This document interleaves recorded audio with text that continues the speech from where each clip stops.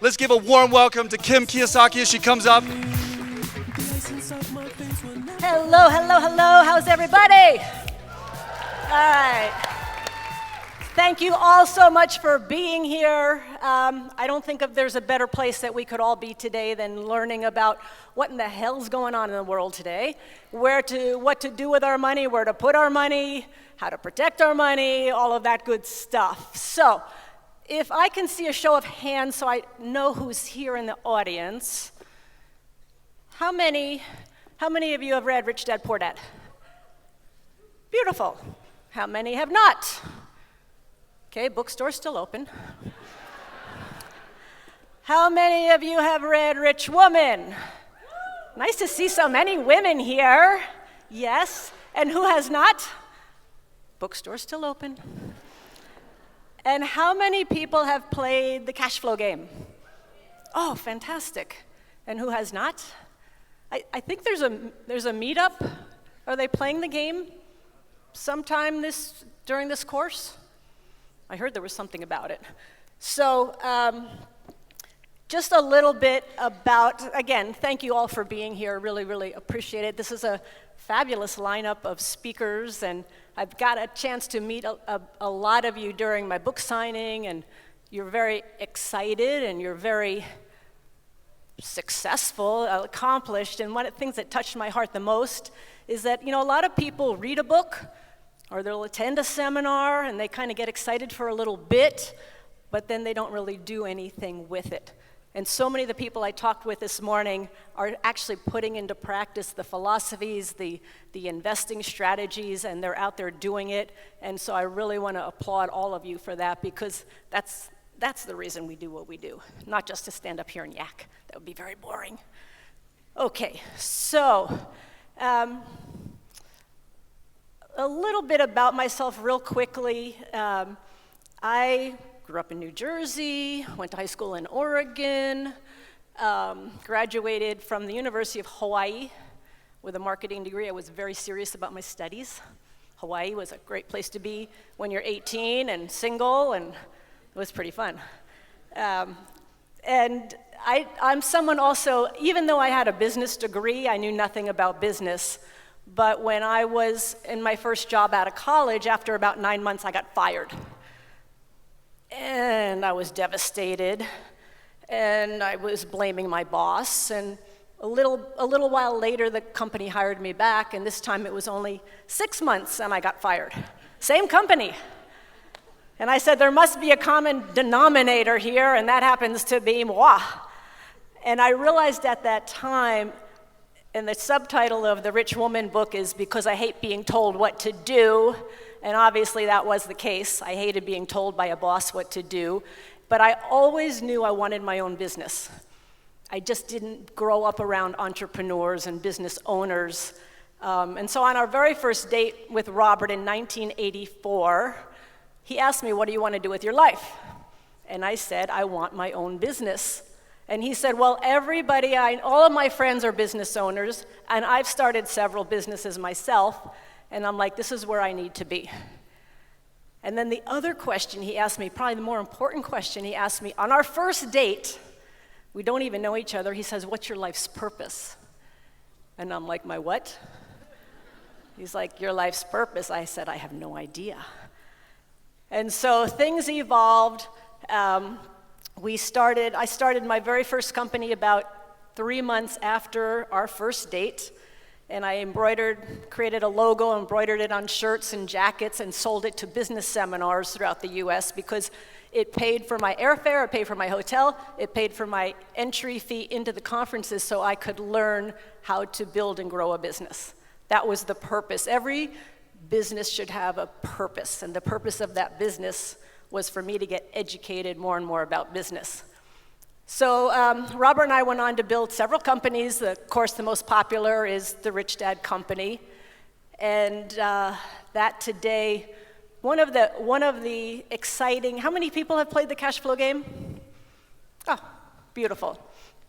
One of the big initiatives we've been working on for the last 2 years, we're about to launch, so kind of pay attention at richdad.com. we are launching a global initiative on the cash flow game and cash flow clubs. Back in 2000, I think it was 2000 or 2002, the New York Times was doing an article on the cash flow game, and the journalist called and said, by the way, do you know you have a club of like 1,000 people here in New York City? And we're like, no, didn't know that. Yeah, you have a club in London, you have a club in Singapore, you have a club in LA. And so we started looking around and researching it, and we found out we had 3,500 cash flow clubs around the world that we knew of, and these were just people getting together spontaneously, no connection to our company, but they get together and they play the game. And so what we, excuse me. So we had all these people out there playing the game, and so we're launching this program, and we've taken the actual game. It's beautiful, the technology is incredible, but people are gonna be able at the cash flow clubs to go in. You can probably play with whoever you want around the world, and we're gonna be bringing in video and resources and learning materials all for free for people. So it's kind of near and dear to my heart because most people think that we started with Rich Dad, Poor Dad, but we actually started with the cash flow game. And Rich Dad, Poor Dad started as a brochure to promote the game. So now once we launch this initiative, I'd love to invite you all to take part in it, but once we launch it, it kind of brings everything to fruition because the company has taken a lot of turns over the years, but we've always held true to our mission, which is to elevate the financial well-being of humanity. We've always held true to that. But over the years, other people have come in. Sometimes it got more about the money than the mission, and that was happening more and more. So Robert and I took the company back a few years ago and got back on mission and got back to the game, got back to education, got back to the books. So now to launch this globally, for me, is near and dear to my heart because the cash flow clubs, they're out there teaching the philosophy and the principles to people all over the world, and they will teach where Robert and I never will get to. So I'm excited about that. So richdad.com, take a look. Thanks. Thank you. Oh, thank you, Cecilia. Give a hand for Cecilia. Cecilia and Fernando are here. They're from Miami, actually from Peru, and they've been huge supporters for years and years, and they now run Rich Dad Latino in South America, which is very, very cool, so thank you. Okay, so what I'd like to do today, I love that this is called Limitless. I love Limitless because there's so many ways we all limit ourselves. And I want to just really tell you a few stories that relate to that. But first, let me ask you this. What's the number one way? Let me see. Here, straight out of Rich Dad, Poor Dad. What's the number one way we limit ourselves?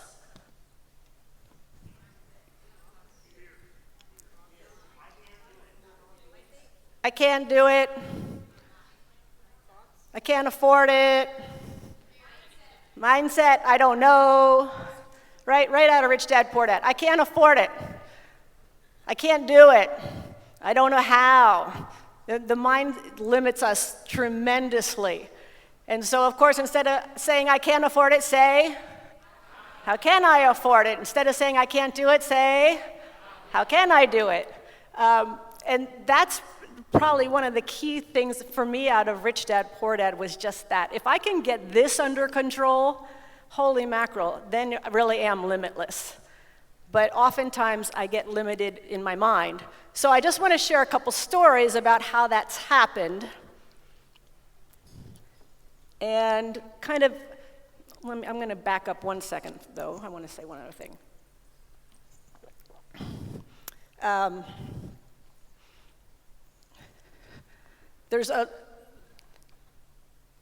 From the stories I want to tell, that there's life lessons that happen.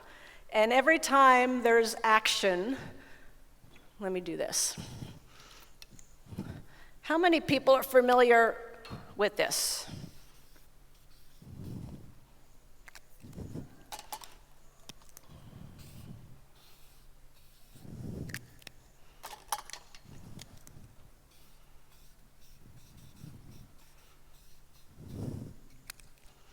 How many people have ever seen this before? Be, do, have. How many have not? How many don't know? Let me ask again. How many people are familiar with this? Show of hands, please. How many are not? Perfect, thank you. Okay, so be, do, have is just a formula that's been used in many occasions. Be is you're being, who you are, you're being. Doing, of course, is you doing, taking action, and having is things that you have. Typically what people say is, I want to do this so that I can have this. Okay, I want to go do the seminar so that I can have more money. I want to do whatever, yell out something. Do what? I want to work out because I want to have a fit body. Okay? But now what we found is actually that's not quite how it works. Really what happens is the doing is the most important piece. Because when you do something, that's what I'm going to be talking about a little bit, when you go out and you do something, especially if it's something that stretches you, like George was talking about hanging off a cliff, holy moly. But when you do something, that's where real growth and change can happen. So if you do something that stretches you, something that you're afraid of, something that gets butterflies in your stomach, and you do it, that actually can change who you are. That can transform. And so instead of, I'm going to do this to have this, the purpose of doing isn't really to have.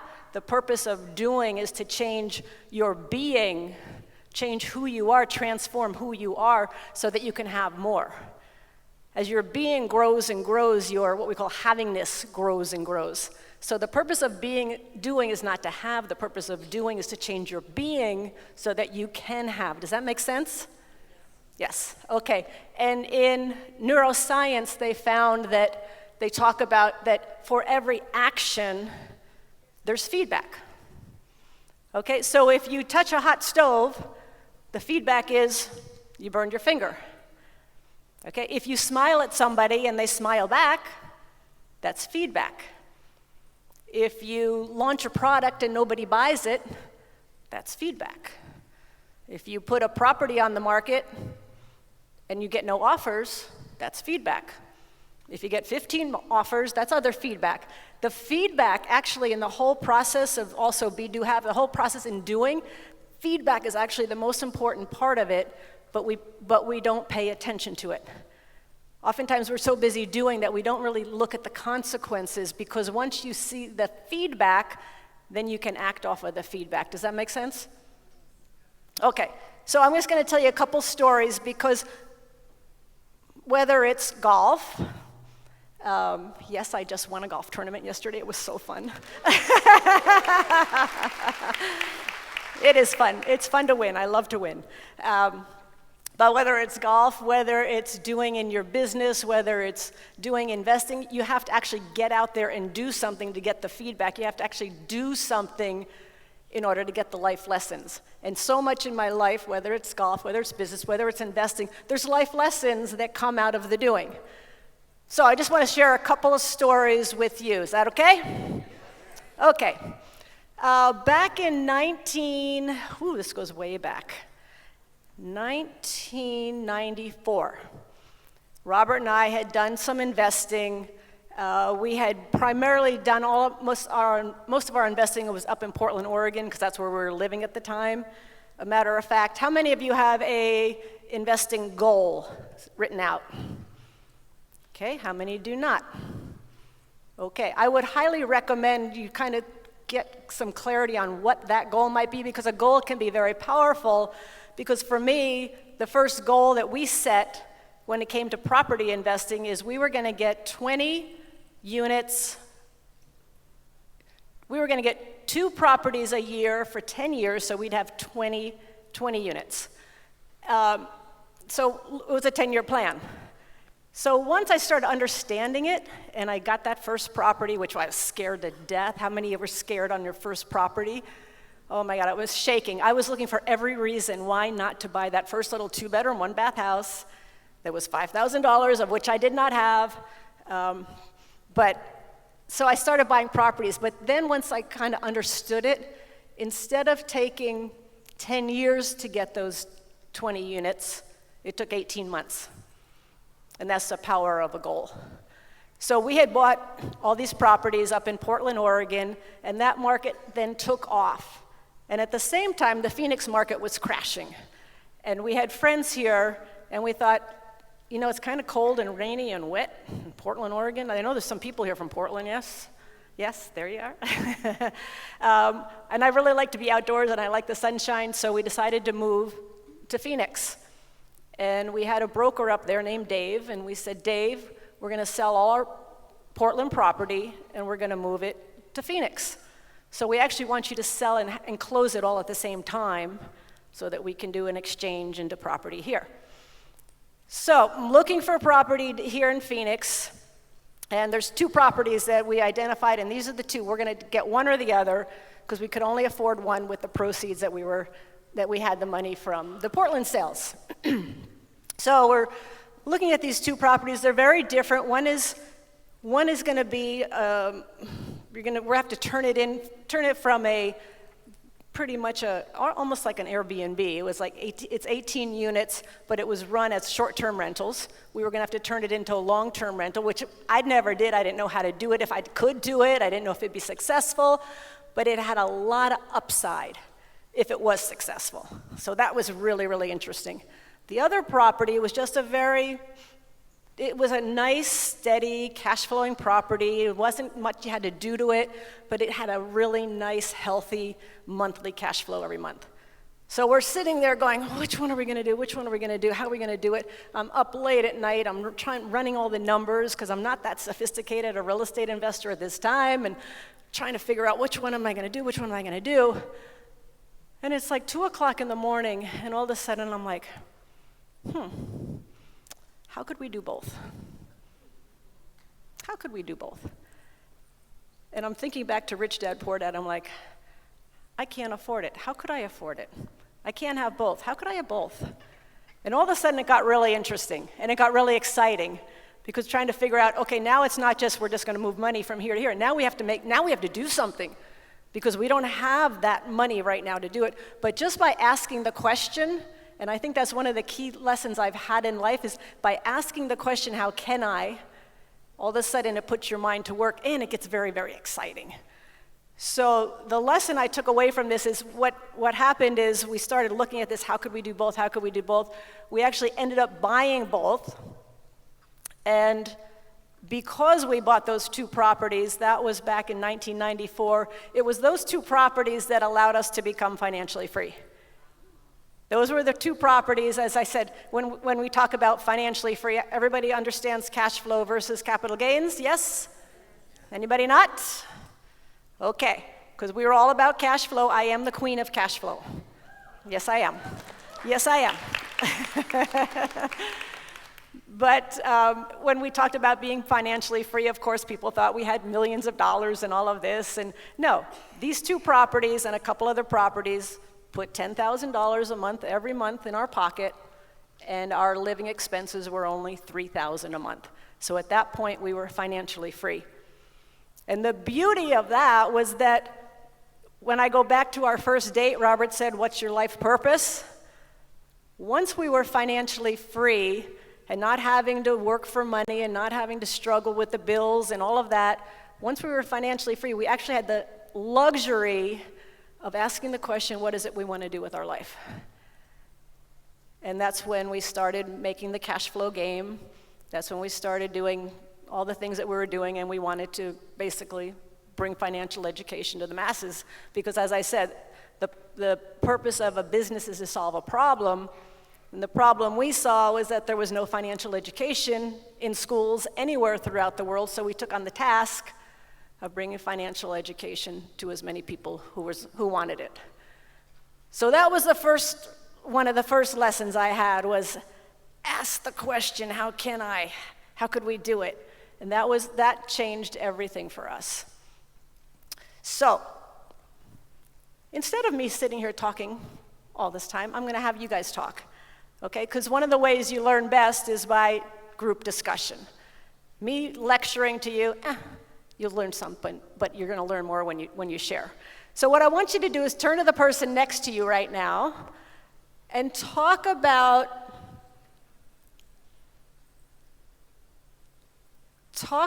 a life lesson that you got,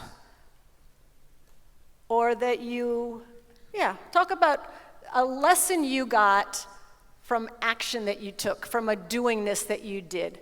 And maybe it was something that was, again, stretched you or was a little scary, but talk about or there was a mistake that you made that you learned from. And what I want you to do is understand that mistakes, of course, is how we learn. That's where the lessons are. That's where the learning is. Doingness is how we learn, getting out there, taking action, and getting feedback. So turn to the person next to you, talk about one time where there was great feedback, where there was a great lesson. Maybe it was from a mistake, or maybe it was from some action that you took that was scary, but you did it anyway, and the lesson and the learning you got from it. Okay? Turn to the person next to you. Take a minute or two. Ready?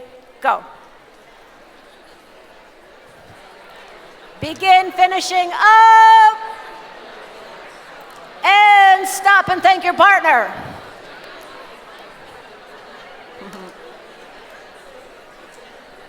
How many found some nice lessons and actions that you took? Great, thank you, thank you. So oftentimes we limit ourselves, I limit myself by what's between my two ears. And so asking the question opens up the learning, takes off the limits, takes off the shackles, and allows the mind to get creative and figure out solutions. So another story, and this is actually a property that I wrote about in Rich Woman. It was a fitness club, and it was one of my biggest mistakes. I lost this deal, and because I lost it, I was so upset that this other opportunity showed up. I grabbed it. It was a fitness club. And this story on this property just goes on and on and on. It's the property that just keeps on giving. And so this property, it's a fitness club, and in a prime location in Phoenix. And the lease on this fitness club was coming up, and it had been a 24-hour fitness property. LA Fitness came and bought it, so now it's LA Fitness, and the lease was coming up. It was one of the best properties for LA Fitness. However, they had taken on other properties, and they got into leases that they could not get out of, so they were going to terminate the lease or let it expire.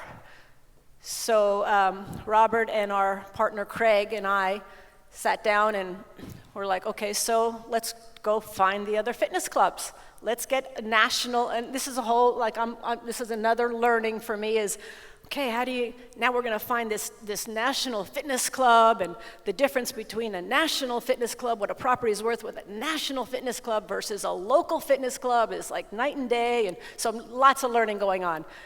So we approached Lifetime, we approached all the majors, let them look at it. We had a few companies that were looking at it, were interested. There was a local company that really wanted it, but then we're like, well, the value of the property goes down because, as you know, the value of the property, a commercial property, depends on who your tenant is.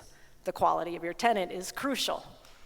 So we're going along, and we're like, okay, where's the fitness club? And no fitness club would take it. Nobody was signing up except this local guy. And we're like, oh, what are we gonna do? We're just, it's like this big box here, and it's, I don't know how many square feet, and what are we gonna do? We gotta find a fitness club. Well, then guess what we did? We asked the question. And the question was, who else wants this property? We were so fixated on it has to be this way because this is what it always was, and we got so fixated that it limited us and limited our thinking and our mind, and all we could see is fitness club. And so we asked the question, well, who else would like this property?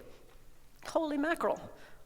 That was fun. That was a fun exercise. So we started brainstorming. Craig is one of the top commercial brokers in Phoenix, which is why he's a partner of ours. And so we started looking at it, and then of course you could look at trends today. You look at the trends. Well, a lot of new trends have happened since COVID. You got Zoom, everybody's on Zoom. Everybody wants delivery. Everybody wants do-it-yourself home repairs, so all these opportunities are coming up. I don't know how many FedEx trucks I see on my street every day, and UPS trucks. So delivery is huge. Education, the education system is very broken, as we all now know. We've been saying it for many years.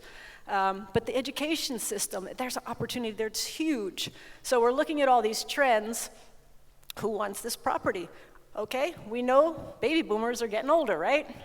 Baby boomers are getting older, and there's going to be more and more senior housing that's going to be needed.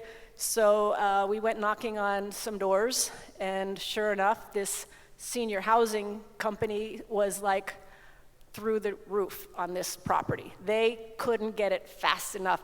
The demographics of our location, and this is a national company, they do senior housing all over the US. The demographics on our location was off the charts on any other property they've ever had. They actually offered us more, and another piece of the puzzle.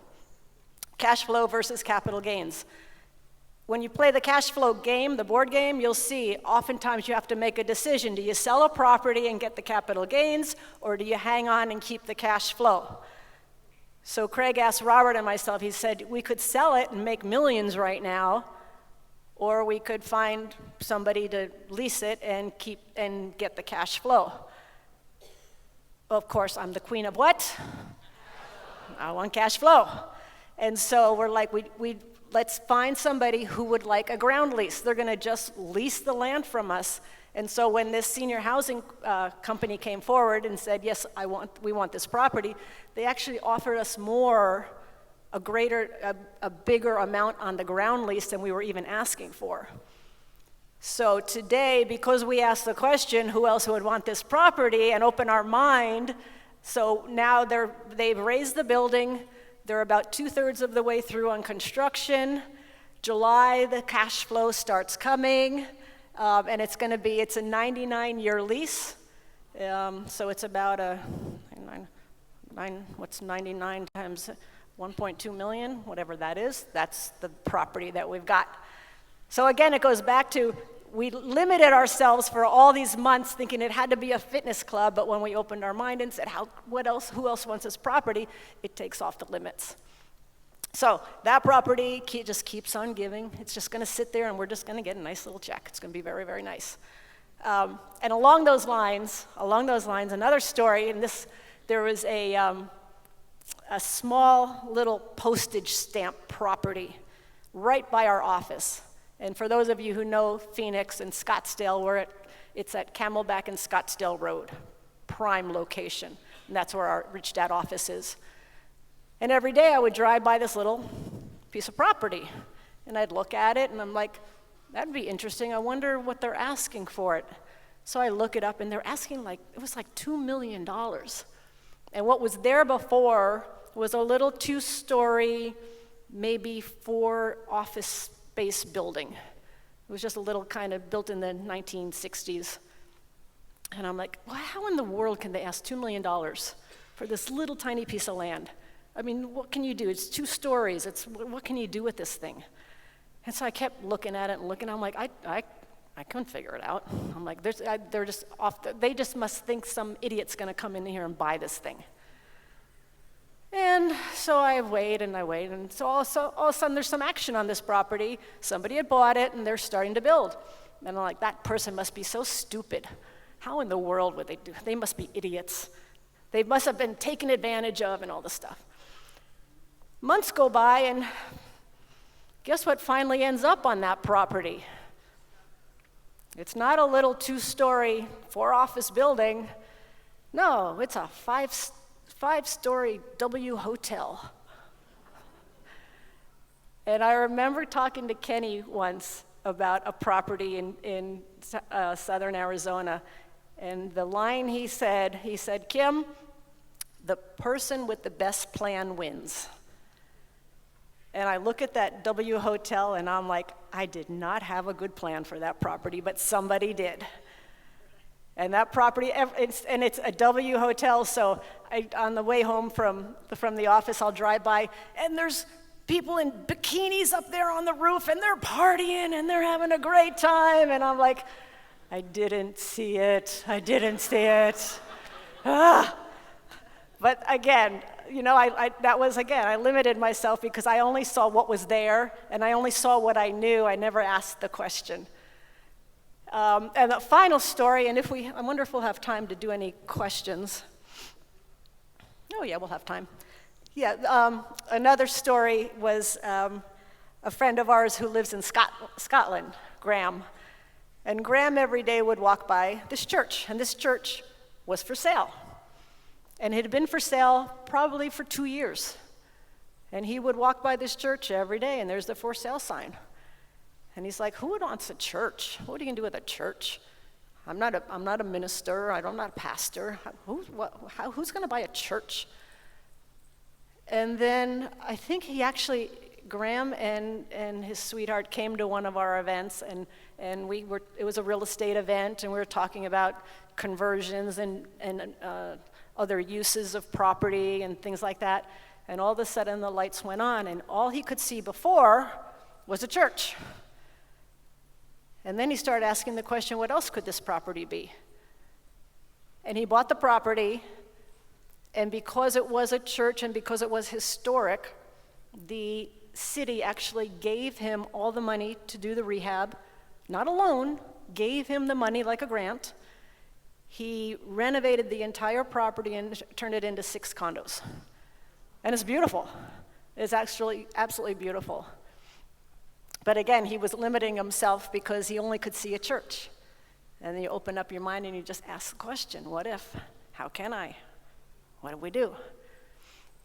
So there's a lot of life lessons, and all the life lessons I get have to come from me doing. I mean, real learning, real knowledge, in my opinion, doesn't come out of a book. You can get an aha moment from a book, but then if you don't take action, that aha moment's going to kind of dissipate. And the more I can encourage even if somebody came to me and said, I'm young this morning, I'm very young, what should I do? I said, do something. Just do something. It's like, what are they called? Tax liens. You're familiar with tax liens? You can pay, if somebody hasn't paid their property taxes, you can pay their property taxes, and eventually if the people never pay, you can actually get their property for the cost of the property taxes. So Robert and I had heard about this, and so we actually bought the book, Tax Lien Certificates, bought the book, we both read the book. We went down to a town in southern Arizona called Bisbee, Arizona, and we took $1,000, and we bought $1,000 worth of tax lien certificates. We wanted to find out how it works, and what does it do, and that's how we learn. Instead of just reading about it, we got to go do it, you got to go touch it, you got to go feel it. So we went down there, put $1,000 in. We did have one property. Actually, we knew if we paid the property taxes, we could get the property. Except he was a friend of ours, and we didn't think that was a good idea, so we didn't do it. But we learned the process. We found out it's not really our thing. We don't really want to do that. But we did it we had to go do it to find out that we didn't want to do it. People would talk about gold and silver. What should I buy gold and silver? Should I buy gold and silver? Just go buy a few silver coins and see what you think. Because once you buy it, when I first bought my silver coin, oh man, I'm on the computer going, what's it doing today? What's it doing? Is it up? Is it down? What's it doing? Da, da, da, da. But because you actually took the action, the learning gets much greater. Does that make sense? Okay.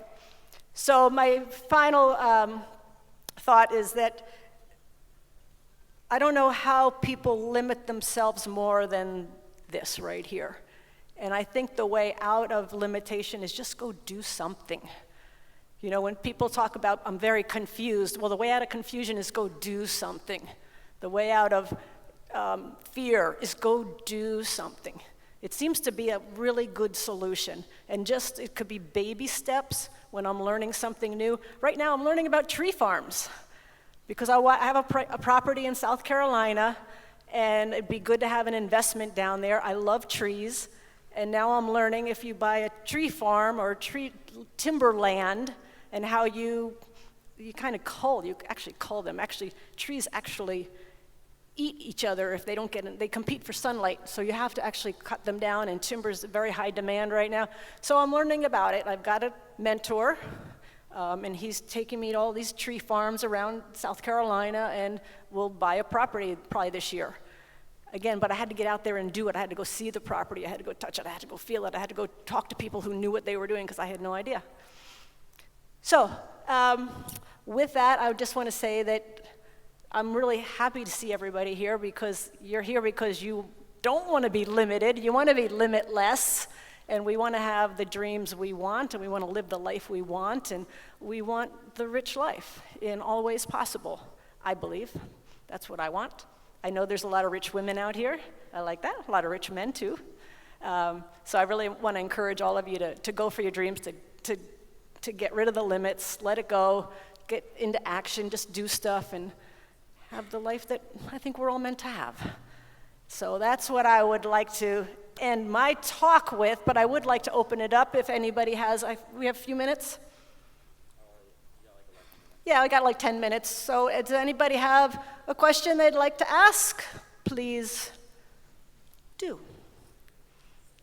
Yes, right here.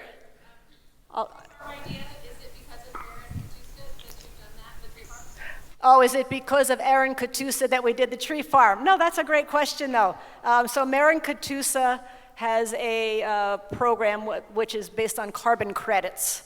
And given the whole Green New Deal, well, this actually is another good lesson you're bringing up here.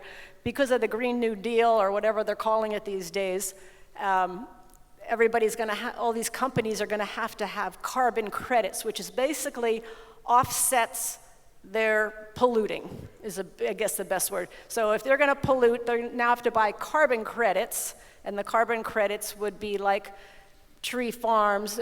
Not that they're going to do it, but they're funding environmentally healthy projects. So to that point, though, I see this Green New Deal, and whether you're for it or not for it doesn't matter. But if you look at it from the capitalist point of view, there's a lot of opportunity out there with this Green New Deal. And so when we met Marin and he talked about these carbon credits, there's a ton of money to be made in carbon credits. So even though sometimes I do question all the regulation and stuff, there's always opportunity. So no, the tree farm is because I love trees and I wanted an investment, and that's why I'm doing that. And also, going forward, and I know there's a lot smarter people who are on stage than me talking about what's going to be happening with the economy, but I do see that there is going to be, especially in real estate, there's going to be a lot of opportunity. I don't know when exactly, but that's why I'm happy to see everybody here, because if you're not prepared and you don't know what to do when that opportunity shows up, then you don't get to take part in it. But because you're here and you're learning and you're actively investing in all sorts of things, because you're actively doing it when that opportunity comes, and if that market does come crashing down and there's going to be deals right, left, and center, you guys will be in a great position to take advantage of it. Thank you. Question? Yes? So, absolute honor to hear you and see you, and thank you for everything. Thank you. All you give to women and education and everything. So, that. Thank you. So, quick question. So, kind of giving what you going off of what you just said, looking forward as things are evolving and changing with the economy, and you have obviously many different platforms that you focus on. One that I particularly am obviously drawn to is real estate, and looking at all the different type of leases that you guys carry, and looking forward in the forecast. Is there anything that you're doing now to anticipate something in the future to protect your lease agreements more strongly? So the question was, is there anything we're doing differently to protect our leases, given what's coming down the future? Not a lot. We tried to, so your leases are always going to be tied to the consumer price index, the CPI. If there's massive inflation, we actually did try to put in our lease if there was massive inflation that we had this, and they all thought we were nuts because they were like, what are they talking about, massive inflation? This was 3 years ago. We're like, well, if massive inflation comes, we need to readjust the lease and da-da-da-da. We can't do that. And they're like, they're like, why would you even think there's massive inflation coming? I'm like, it doesn't matter. But one thing that we are doing is every property, and Kenny, we have a lot of property with Kenny and Ross. So of course we're fixing every single mortgage that we've got. We've done that now, I think on every single property we own, every mortgage is fixed. That's the one thing I would recommend everybody do, because those rates are not gonna probably be coming down. Although there's two sides to the story. But I hope that answers your question. Yeah. But typically not a whole lot different right now. Yes? What company do you use to charter your Learjet? What company do we use to charter our Learjet? Yes, we do have a Learjet. And that's, again, okay, learning. Okay, so Robert and I, one of the ways we learn is we act first, and then we think later. We do that a lot. That's not the most gracious way to do it, but that's what we do. So with the Learjet, we wanted the Learjet, we figured if we put the Learjet into a charter company, then running the numbers as we were told, because we don't know that business, but talked to several people in the company, and they said it should work this way. So you charter it so many hours, you can use it so many hours, and you will basically fly for free. Guess what? Not happening that way. So realistically, when you look at the numbers, it's one big fat liability. It is not an asset. So right now, to your question, we are actually in the process. I'm looking of, and Kenny's working with me too, because Kenny just bought a Phenom jet. We're looking at how's the best way to set this jet up so that that we can turn it from a liability into an asset. So I'm not there yet. We have a new owner that is taking over the company, meeting with him next week to see realistically what these numbers are. And I'm gonna find out and I'm gonna learn. But otherwise, and the jet came about because of COVID. So another opportunity, our jet is now gonna be chartered a lot because people don't wanna put up with the headache. So again, here's an opportunity. You wanna charter it, it's yours. Yours. But again, out of the whole COVID thing comes this other opportunity called air flight. So there might even be an opportunity for a company to form out of that. We'll see. Okay, I think we have time for one more question. Yes, your most energy wins right there. What tools or software do you guys use to manage or analyze a deal? I got Kenny.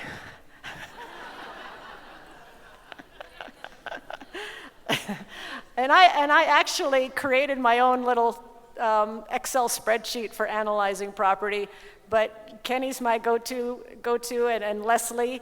And another quick story real fast is, and then we'll end on this, is I had Robert and I have an 18-unit apartment building in Old Town Scottsdale.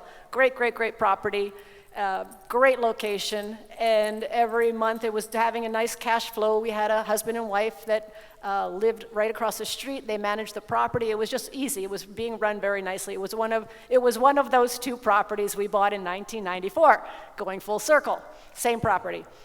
All of a sudden I come back, the Rich Dad Company has started. I'm on the road like 70% of the year, not really paying attention to the property or to the numbers, and I come back and I've got like 6 months of financials on my desk of this property in Scottsdale, and all of a sudden it went from making $8,000 to $10,000 a month to losing $6,000 a month.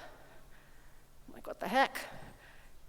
So I start looking into it, and I call Leslie of MC Property and say, hey, can you come take a look at this, come help me out, and let's figure out what's going on. And she's so generously said, yes, I'll come do that. Long story short, and this is to answer the question about the software and management, because management, as you know, management is the key. So she and I are going through this property. Well, long story short, it turns out that the husband of the couple that was managing the property, he passed away. So she brought her son in to take over and do some of the maintenance and all of that. Well, the son wasn't the most ethical person on the planet, and what we looked at was we had like 2 there's only 18 units. We had 2 empty units consistently empty, the same 2 units consistently empty. Our maintenance supplies had been going through the roof on our credit card. Turns out that the son was buying all these microwaves and gardening tools and all these other things for the apartments, because they were furnished apartments, and storing them in these 2 vacant units and selling them all this stuff to his friends. So he had a nice little side business going on our credit card using 2 of our units. So we turned it around, Leslie, and back to management. So Leslie said, and they never do this, but she actually brought her son in to help manage the property, and they have since turned it around, and she did this as a favor to me. But the lesson for me was never, ever, ever, ever, ever take your eye off any one property. Ever, ever. You got to treat every single property as a business. And I did not do that, and it was a big lesson for me. So I learned that lesson. I tend to learn my lessons the hard way. It's just the way I guess I learn. But that property now is back to making like $12,000 a month positive cash flow. And again, it's management. And the lesson was never, ever. I mean, you've got to always be on top of those numbers. You've got to be looking at your numbers, because as you know, the numbers tell the story. And Leslie, we didn't even have to go to the property to see. It's like, wait a minute, you could tell in the numbers where the holes were. So management is the key. Thank you very much. Okay, and with that, I thank you all very, very much. Have a great couple of days left. Appreciate it. Thank you.